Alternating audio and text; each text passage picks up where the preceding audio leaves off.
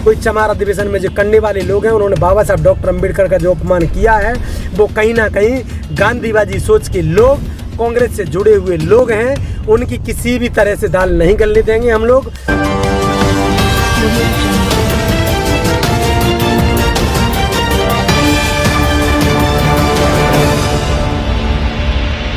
नमस्कार, मैं योगेंद्र और आप देख रहे हैं डेली न्यूज इंडेक्स को। अभी हाल ही में दिल्ली में एक अधिवेशन हुआ था जिसका नाम था चमार अधिवेशन, और इस अधिवेशन को करने वाले जो आयोजक थे उनके द्वारा वहाँ पे बाबा साहब की मूर्ति को नहीं लगाया गया था। तमाम वहाँ पर बहुजन महापुरुषों की फ़ोटो लगी थी, लेकिन उन फोटोओं में, उन बैनर में बाबा साहब वहाँ से गायब थे। चमार अधिवेशन हुआ था, चमार नाम से एक अधिवेशन हुआ था, वहाँ पर सभी महापुरुषों की फ़ोटो लगी हुई थी, लेकिन बाबा साहब की वहाँ पर फ़ोटो बिल्कुल भी देखने को नहीं मिली थी।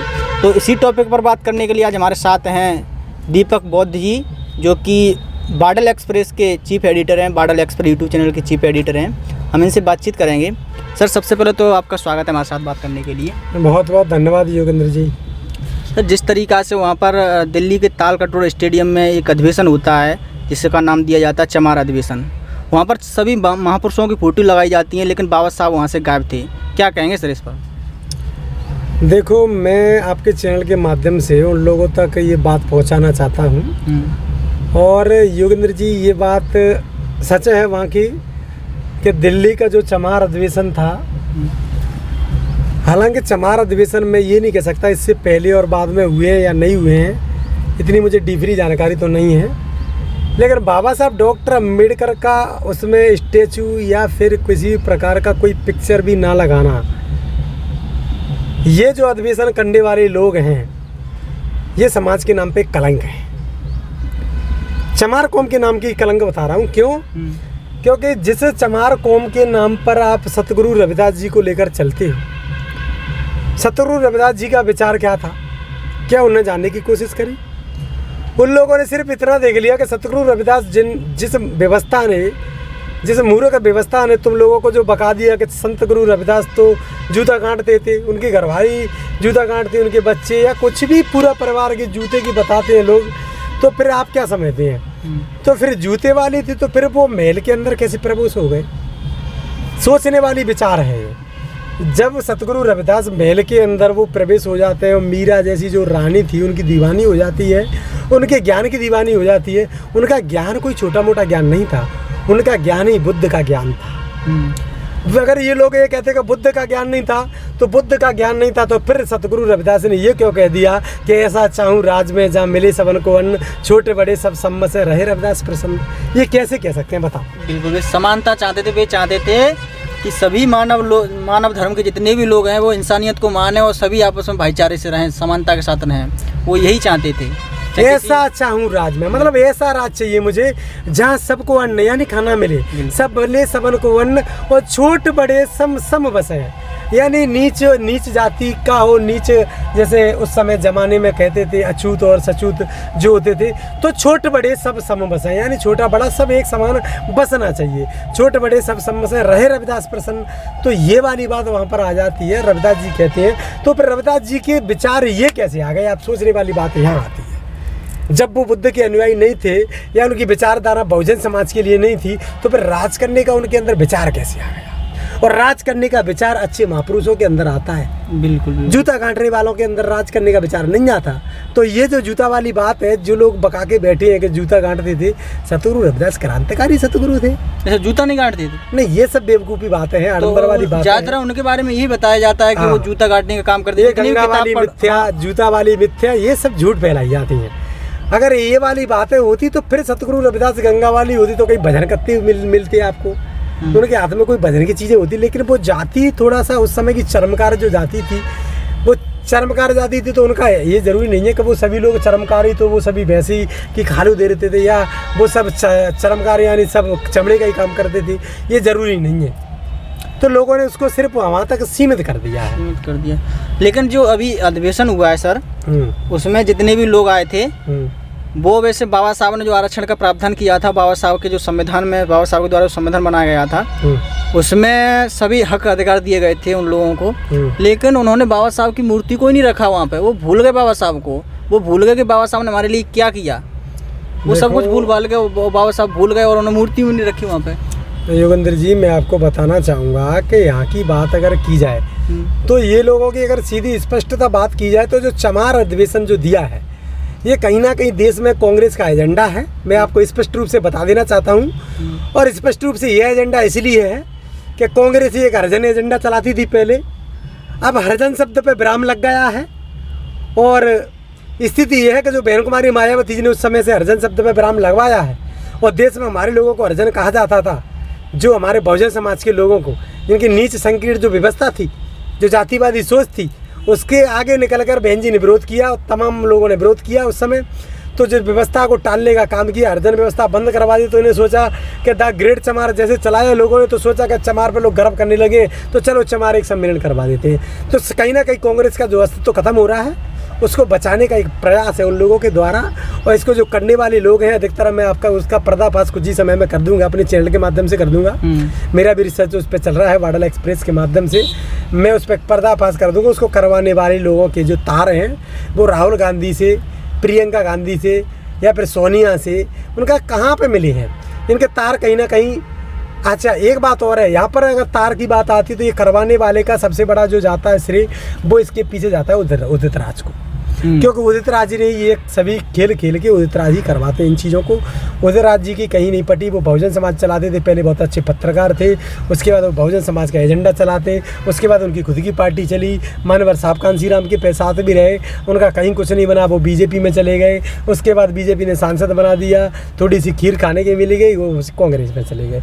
बस ये जो एजेंडा जो चल रहे हैं वो दिल्ली से ही चल रहे हैं।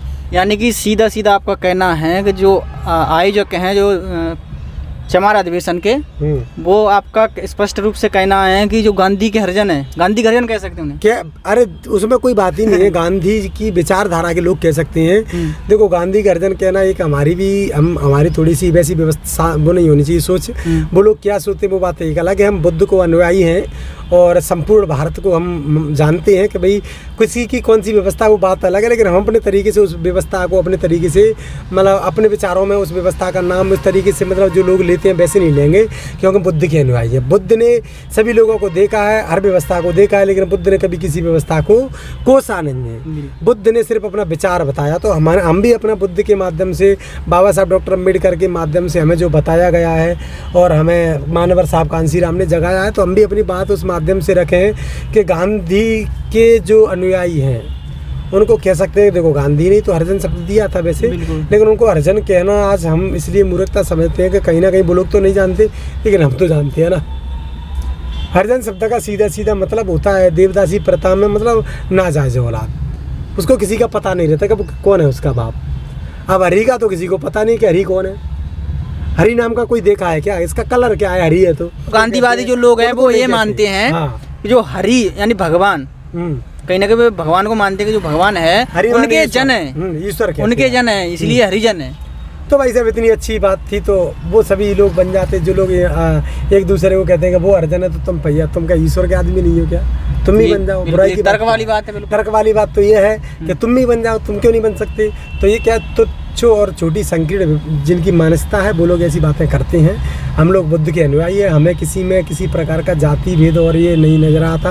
हम ये जानते हैं कि अगर दुनिया में जिसका जन्म हुआ है वो 2 हाथ 2 पैर है, वो एक इंसान है, ना कि वो ऊँच है और ना ही कोई नीच है, वो इंसान है। सिर्फ इंसानियत की बात हो, ये अच्छा है। जिन लोगों ने चमार अधिवेशन किया है उनका एक राजनीतिक एजेंडा हो सकता है। 2023 मध्य प्रदेश, राजस्थान, छत्तीसगढ़ और ये 5 राज्यों में जो चुनाव हो रहे हैं उन पे उनका थोड़ा सा विचार है, क्योंकि द ग्रेट चमार जैसी शब्द चला तो लोगों ने द ग्रेट चमार लिखना शुरू कर दिया, तो उसका फ़ायदा लेने का विचार है कहीं ना कहीं। मैं आपको बताऊँ वो द ग्रेट चमार किसने चलाया ये भी आपको मालूम है, तो उसका फ़ायदा लेना ये लोग चाहते हैं कि द ग्रेट चमार तो लोग बहुत सारे बन गए, अब ऐसा करो चमार अधिवेशन करो। तो दिल्ली में बुला लिया उनने पहली सब, तो उन्होंने सोचा अब धीरे धीरे मध्य प्रदेश, राजस्थान, छत्तीसगढ़ इनमें भी बुलाया जाए। लेकिन कुछ जो जाति में अपने आप को द ग्रेट चमार मानते हैं वो लोग जाएंगे बिल्कुल।